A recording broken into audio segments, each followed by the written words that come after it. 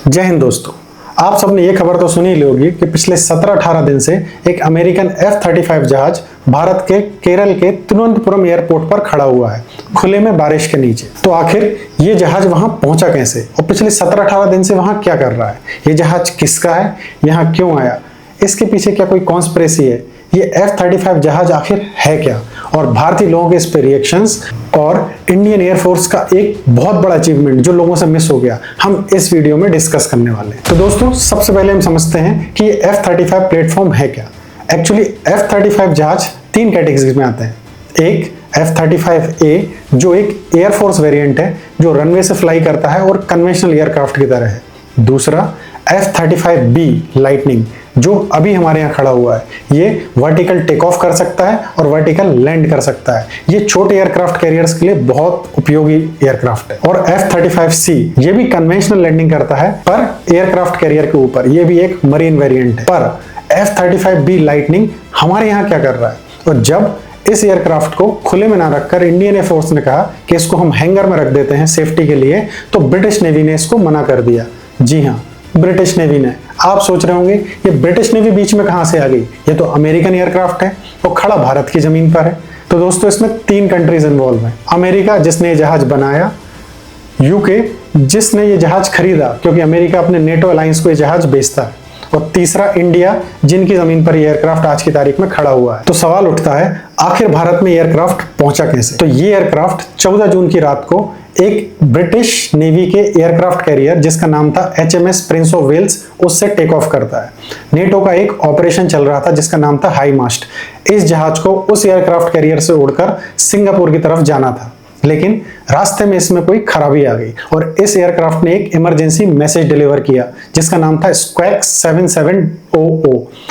इस मैसेज को Indian air force ने पकड़ा और इस एयरक्राफ्ट को लैंड करने की परमिशन दी, और तब से एयरक्राफ्ट भारत में ही लैंड है। शुरू में तो इसके पायलट ने एयरक्राफ्ट से उतरने से ही मना कर दिया। फिर जब 2 और लोगों की ब्रिटिश टीम हेलीकॉप्टर से वहां पहुंची तब ये उतरा। आखिर 17-18 दिन तक ये उसमें बैठकर करता भी क्या। फाइनली बहुत सारे प्रयास करने के बाद भी एयरक्राफ्ट टेक ऑफ करने के लिए तैयार अभी भी नहीं हो पाया। इसकी खराबी ठीक नहीं हुई है। 30 लोगों की ब्रिटिश टीम यहाँ पर आ चुकी है और उन 30 के 30 इंजीनियर्स इसको पिछले 2-3 दिन से ठीक भी कर रहे हैं, पर लगता नहीं कि ये ठीक हुआ है। आखिरकार अब ये उसे हैंगर्स में शिफ्ट करने के लिए तैयार हो गए। ये उसे हैंगर में क्यों नहीं रख रहे थे? इसका बड़ा ही सिंपल कारण था।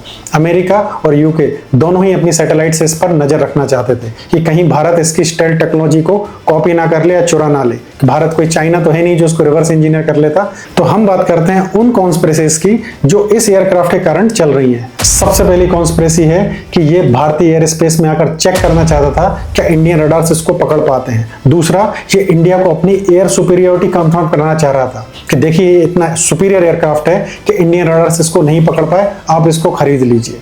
दूसरी कॉन्स्पिरेसी ये कहती है कि इसको रशियन या चाइनीज रडार्स ने जैम कर दिया था, इस कारण से इसको इमरजेंसी लैंडिंग करनी पड़ी।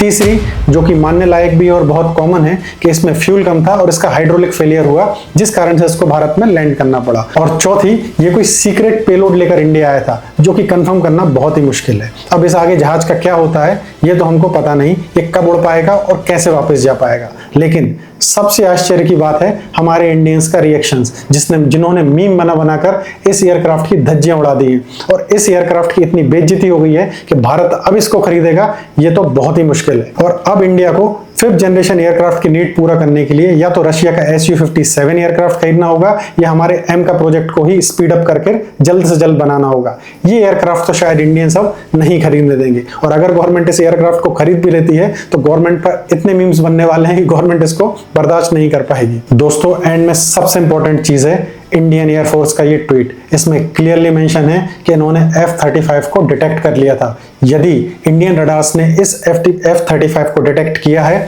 तो ये इंडिया की एयरफोर्स के किसी काम का नहीं है। इसका मतलब इंडिया इसे नहीं खरीदेगी और इसकी 5th जनरेशन स्टेल्थ टेक्नोलॉजी पर भी एक बिग क्वेश्चन मार्क है। अब ये एयरक्राफ्ट यहाँ क्यों आया, इसके यहाँ खड़े होने का असली कारण क्या है, इसके बारे में अभी भी कोई कॉन्क्रीट इंफॉर्मेशन तो नहीं है। यदि आपको इसके बारे में कुछ पता है तो हमें कमेंट सेक्शन में जरूर बताइए। और भारत को क्या एयरक्राफ्ट खरीदना चाहिए या नहीं, ये भी आप जरूर लिखिए। और ऐसे ही इंटरेस्टिंग वीडियोस को आगे देखते रहने के लिए सब्सक्राइब कीजिए द टाइमवर्स को। जय हिंद।